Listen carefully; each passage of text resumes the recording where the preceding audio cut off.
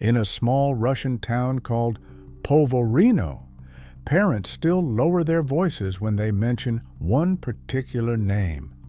They tell their daughters not to walk past a certain old house, not to accept rides from strangers, and not to forget that once, in these quiet streets and along these empty roads, a man hunted young women and buried them in nearby forests and by the river. In the early 1990s, life in this town looked ordinary from the outside. There were cafes, schools, small factories, farms, and people traveling back and forth along familiar routes. But beneath that routine, something horrifying was happening. A waitress failed to return from her shift.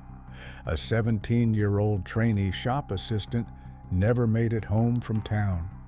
Schoolgirls on their way back from class vanished without a trace.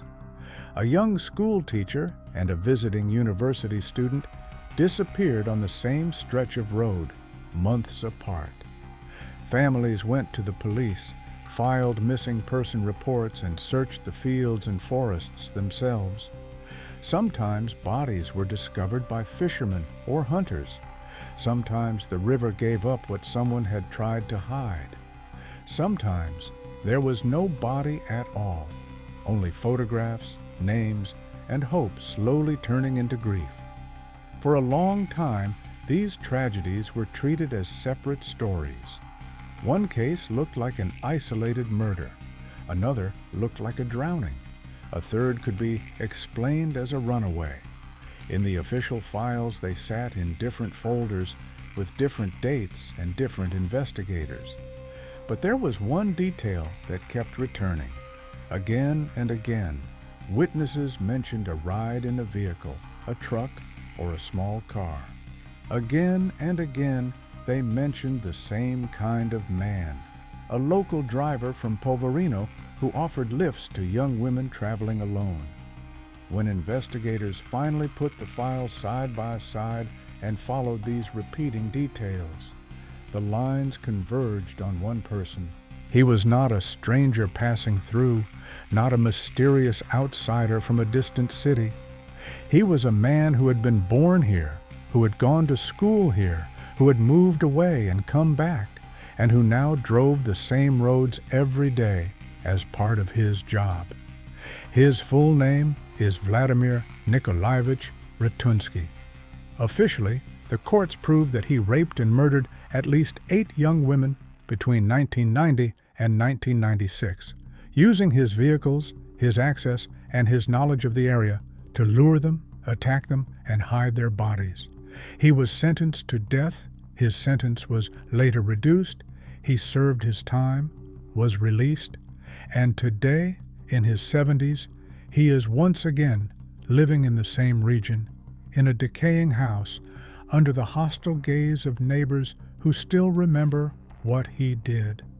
This film tells his story from the very beginning to this disturbing present, from a sick family and a childhood in Povarino, through early crimes and 2 prison terms, to years of serial murder, a death sentence, a return from prison, and an old age spent back in the town whose daughters he once hunted. Vladimir Nikolaevich Retunsky was born on 4th of February 1950 in Povarino, a small railway and agricultural town in the Voronezh region of the Russian Soviet Federative Socialist Republic. Unlike many future killers who grow up in large, anonymous cities, his world was compact. A few streets, a school, a station, some fields, and forest strips just outside town. His family situation was unstable from the very beginning. Both of his parents were seriously ill, and they struggled to cope with everyday life and with raising their children. Because of this, most of the responsibility for looking after Vladimir fell on his older sister, who effectively became his main caregiver. At some point during his childhood, tragedy struck the family.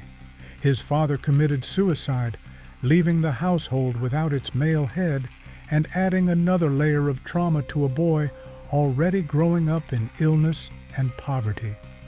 People who later described his early years said that, as a child, he was not aggressive and did not look like a natural-born sadist. On the contrary, he was reportedly afraid of the sight of blood and of physical fights, avoiding direct confrontation whenever he could. From 1958 to 1966, he attended secondary school number 1 in Povarino. He was not a top student, but he completed his basic education, blending into the mass of other Soviet school children in a town where almost everyone knew each other by face. After finishing school, he did not go to a university. Instead, from 1966 to 1967, he studied at a local vocational school, training as a mechanic. This choice would later give him the technical skills and confidence to handle machinery and vehicles, tools that would become central to his working life and eventually to his crimes. In these years, nothing official marks him as a future serial killer.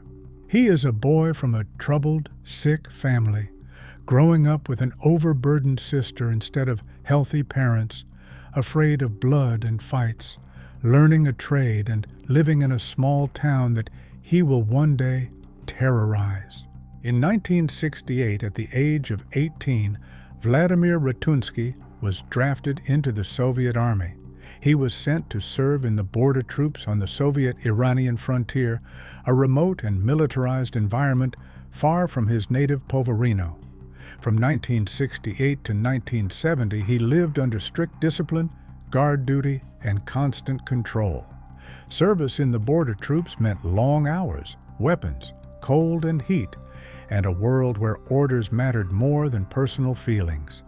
When his military service ended in 1970, he did not immediately return to his small hometown.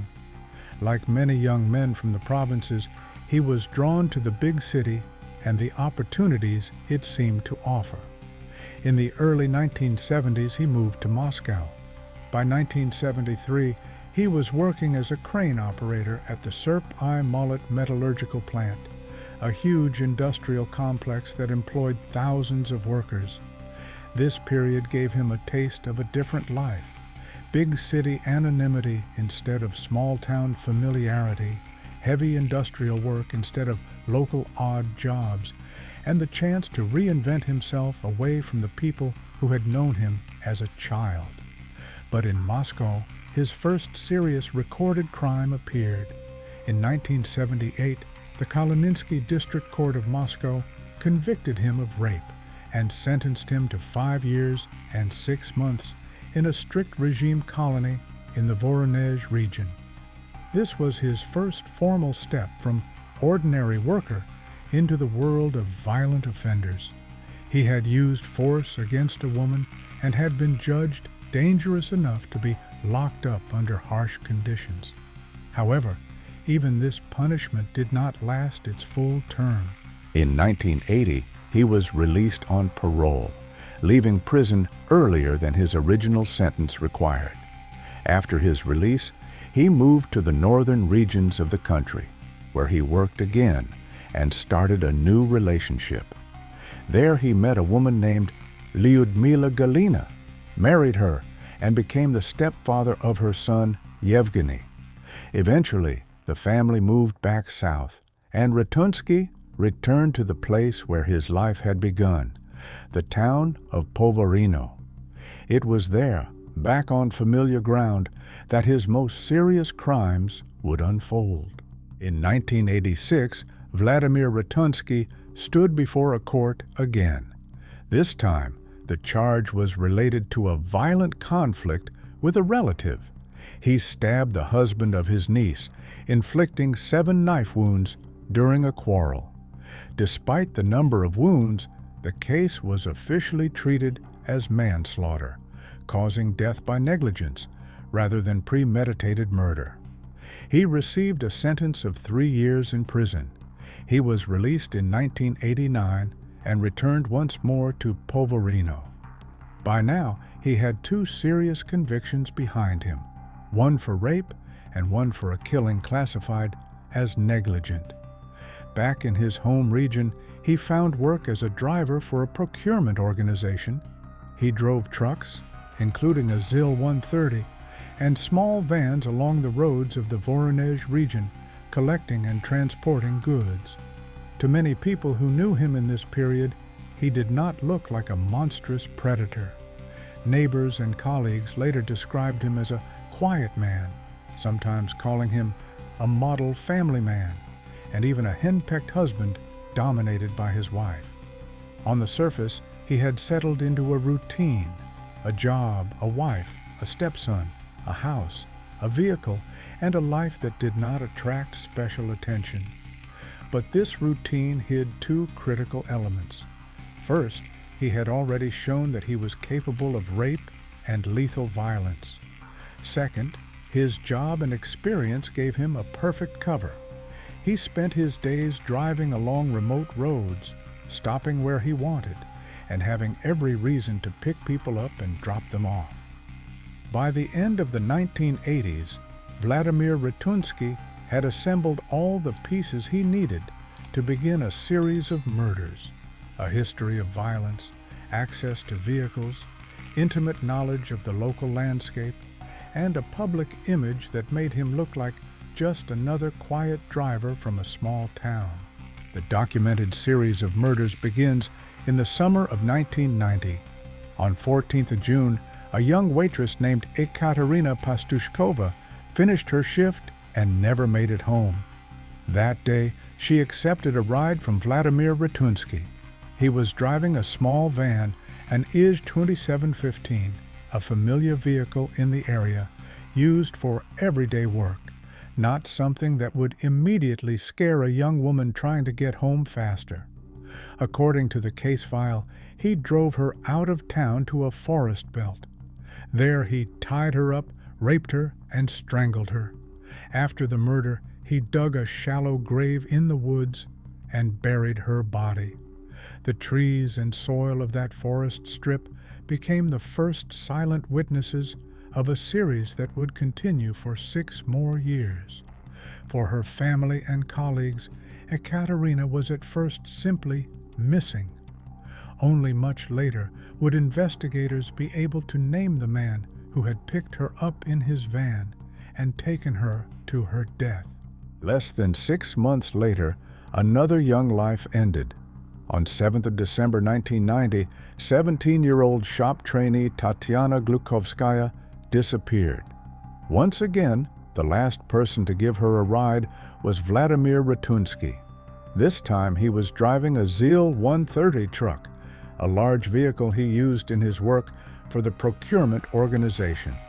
He took her not to her destination, but to the banks of the Svintsovka River. There he tied her, raped her, and strangled her. To conceal the crime, he threw her body into the water. The river carried her away and hid the evidence for months. Tatiana's body was found only in April 1991. For 4 months, her relatives lived between hope and despair, not knowing that she had been murdered and that her killer was still driving freely around Povarino. On 4th of July 1991, Retunsky killed again, this time even more brutally. His victim was 16-year-old schoolgirl Rima Grigorieva. Unlike the previous cases, he attacked her in her own home. He tied her up, raped her, and strangled her there. Afterwards, he transported her body to the Svintsovka River, to a place known as a recreation area. There he mutilated the corpse with a knife and threw it into the water. Fishermen later found her body. The combination of sexual violence, strangulation, and post-mortem mutilation showed a clear escalation in his cruelty. By this point, within just over a year, 3 young girls and women connected to Povarino had been raped and murdered, 2 of them dumped in the same river. But the cases were still not officially united under one serial killer. After a gap in officially proven episodes, the next murders came in 1995. On 19th of May, 2 14-year-old schoolgirls, Lyudmila Fyodorova and Olga Podzarova, disappeared together. They were last seen getting into Retunsky's ZIL truck. He drove them to a forest known as Otrog. In the forest, he tied both girls, raped them, and strangled them. He left their bodies there among the trees. Their remains were found on 21st May 1995, just 2 days later. The murder of 2 schoolgirls at once, in the same place, showed that he was not afraid to increase the risk or the scale of his crimes. For the local community, the disappearance and discovery of 2 14-year-olds was a shock. Rumors about a maniac in Povarino began to spread more actively, but the investigation still did not have a single proven suspect. On the 24th of May 1996, 23-year-old schoolteacher Oksana Yurina accepted a ride that would be her last. This time, Retunsky used his own Zhiguli car rather than a work vehicle. He took her out towards the forest near the village of Novonikolaevsky. There he tied her, raped her, and strangled her with a rope. He then buried her body in the forest. Once again, a young woman's life ended in isolation, hidden under the soil of a quiet rural area. Her murder linked the killings of teenagers to the killing of a young professional woman, showing that his choice of victims included any young female he could control. Less than 2 months later, on 17th of July 1996, he killed again in the same general area. His victim this time was 21-year-old student Olga Ivakina, visiting from Moscow. He took her, like Oksana Yurina, to the forest near Novonikolaevsky. The sequence repeated: binding, rape, strangulation, and burial in a shallow grave. Olga had brought a Rottweiler puppy with her, a detail that would later become crucial for the investigation. After killing her, Retunsky took the puppy and gave it as a gift to his stepson, Yevgeny.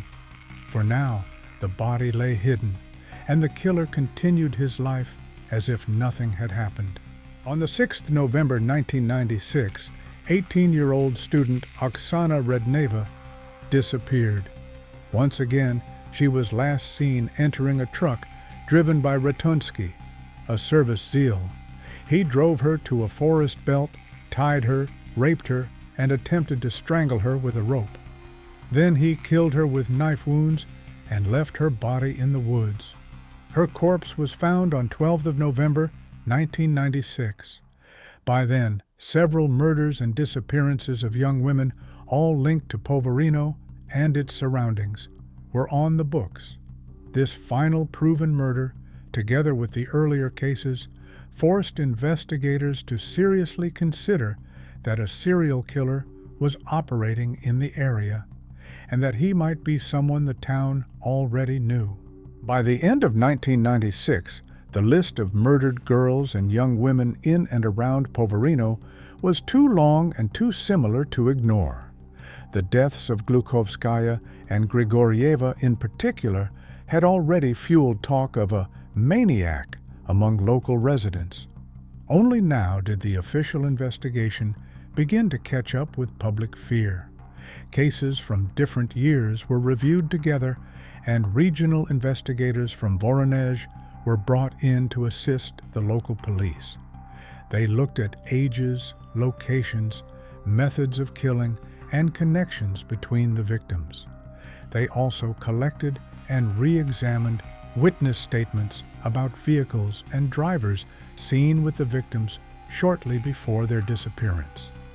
A psychological profile of the killer was prepared by expert psychologist Alexander Sednev.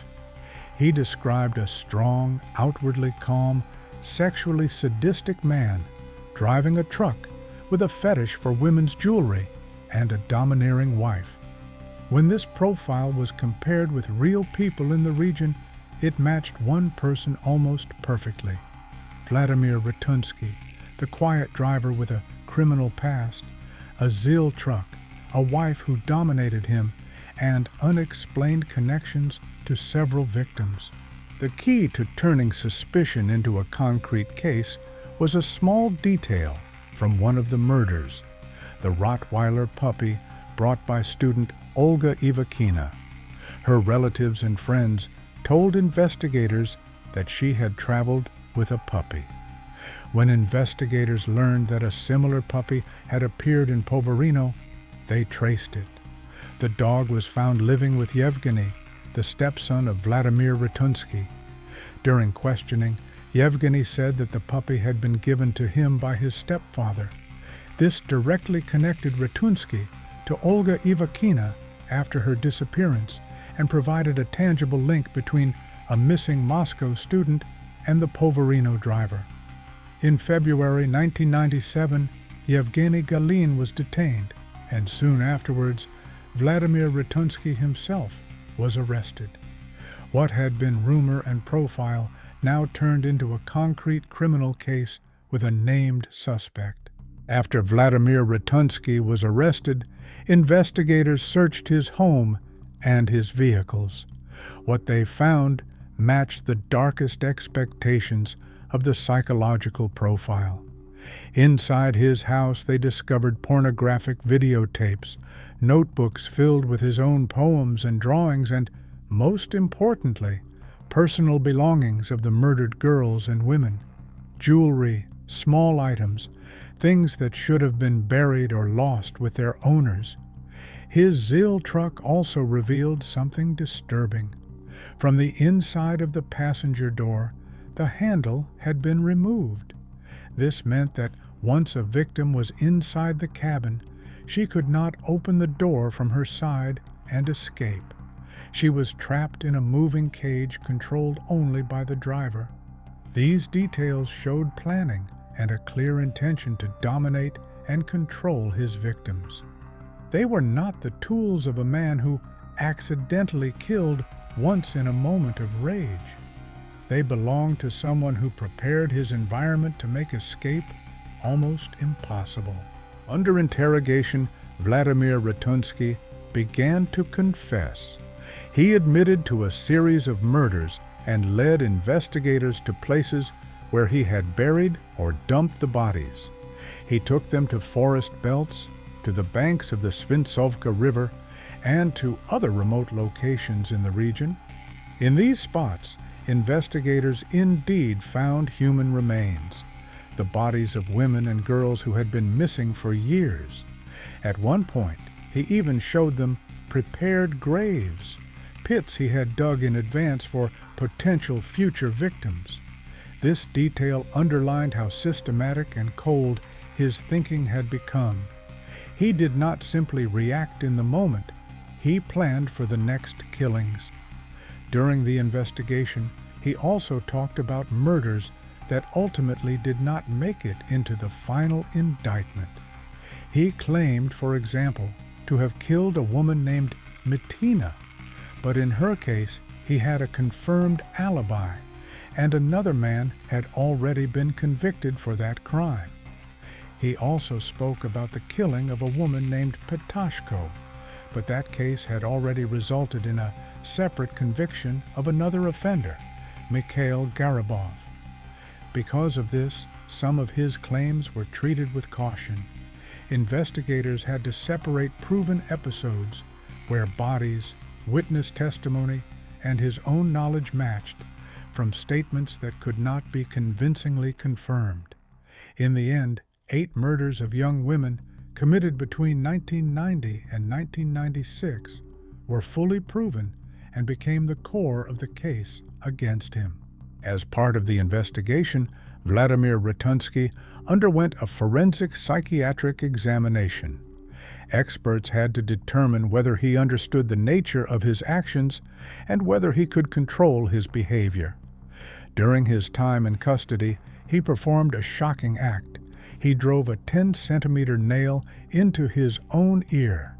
This could be seen as a suicide attempt, an act of self-harm, or a demonstration meant to influence how others perceived his mental state. Despite this episode, the psychiatric experts ultimately recognized him as sane. They concluded that he was capable of understanding what he was doing and of controlling his actions at the time of the crimes. This finding was crucial. It meant that he would face full criminal responsibility for his murders rather than being placed in a psychiatric institution as legally insane. The investigation lasted about a year. By the time the case was ready for court, prosecutors had a file that included 8 proven murders, multiple instances of rape, physical evidence, witness testimony, and his own guided visits to grave sites. On 6 May 1999, a regional court held a traveling session in Povarino itself to deliver the verdict. Security was extremely tight. There were serious fears that relatives of the victims or local residents might attempt to carry out vigilante justice against him. In court, he was presented not as an anonymous suspect, but as a serial killer who had targeted young women over 6 years, using his vehicles and knowledge of the area to commit and hide his crimes. The court found him guilty of 8 murders with sexual violence. He was sentenced to death by shooting, the harshest punishment available in Russia at that time. For the families of the victims, the sentence was a formal recognition of the scale of his crimes. For the town of Povorino, it seemed to mean that the maniac who had haunted their roads and forests would never return. However, the legal landscape in Russia was changing. In practice, executions were being phased out, and the country was moving towards a moratorium on the death penalty. In December 1999, the Supreme Court of Russia reviewed Retunsky's case. It commuted his death sentence to 15 years of imprisonment in a strict regime colony, the maximum fixed term under the old criminal code when execution was removed. Time he had already spent in pretrial detention, about 2 years, was counted towards this term. He was sent to serve his sentence in some of the harshest facilities in the country, including the Vladimir Central Prison and Penal Colony No. 9. There he lived among other dangerous offenders, locked away from the outside world, while the town of Povarino tried to heal. For roughly a decade and a half, he was physically removed from the region where he had committed his crimes. But the end date of his sentence was fixed. Unlike a true life sentence, it had a clear point at which he would legally be allowed to walk free again. On the 14th of February 2012, after serving his commuted sentence, Vladimir Retunsky was released from prison. He was no longer the relatively young man who had killed in the 1990s. He was now an aging ex-convict with a heavy criminal history. He returned not to an unknown city, but to the same region where his victims had lived and died. At first, he settled with his sister in the village of Pesky, under administrative supervision. For local residents and the families of the murdered girls and women, the news that the Povorino Maniac had been released and was living nearby was deeply disturbing. The man they had once heard was sentenced to death was now back on the outside, walking free. He started to rebuild an ordinary routine, simple work, modest living, attempts to exist quietly. But quietly was no longer possible. His name and face had already entered the criminal history of the region.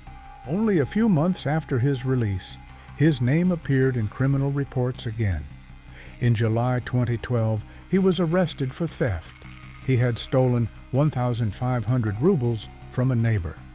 The amount was small, but the court took into account his previous record and the fact that he was already under supervision.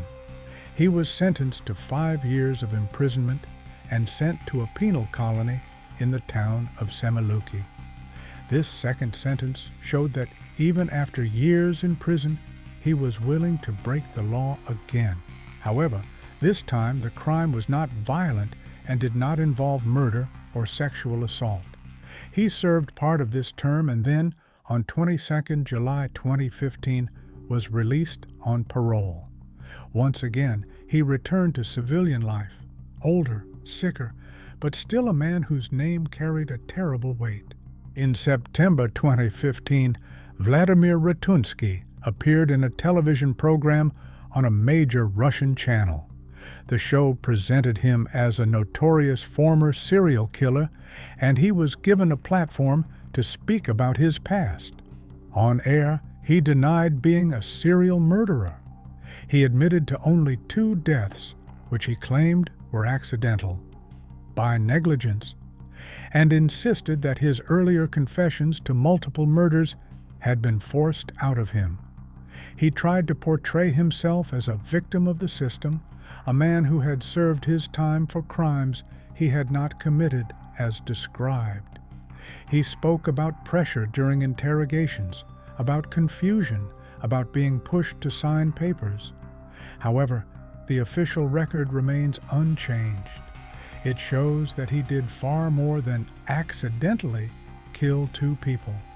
It documents 8 proven murders of young women, his own guided tours to grave sites, and physical evidence that tied him to multiple victims. The contrast between his television narrative and the court documents highlights a final chilling aspect of his character. Even after serving his sentence, he is willing to deny, minimize, and reshape his past in front of a camera. Today, Vladimir Retunsky is an elderly man, around 75 years old. He lives in the same region where he once hunted, in a dilapidated house, keeping poultry, doing small household tasks, and surviving on a modest income. Neighbors know who he is. Some avoid him completely. Others express their hatred more directly, throwing stones at his windows or openly showing their contempt. Parents still warn their children about the house where a convicted serial killer lives. When journalists visit him, he complains that people are afraid of him and that he cannot find normal work. He repeats that he got confused in the number of victims and that his confessions were taken under pressure, trying to cast doubt on the crimes he once admitted in detail. The official documents, the graves, the families of 8 murdered young women, and the investigators who worked the case tell a different story. They point to a man who used his job, his vehicles, and his knowledge of the land to rape and kill, then returned to ordinary life as if nothing had happened.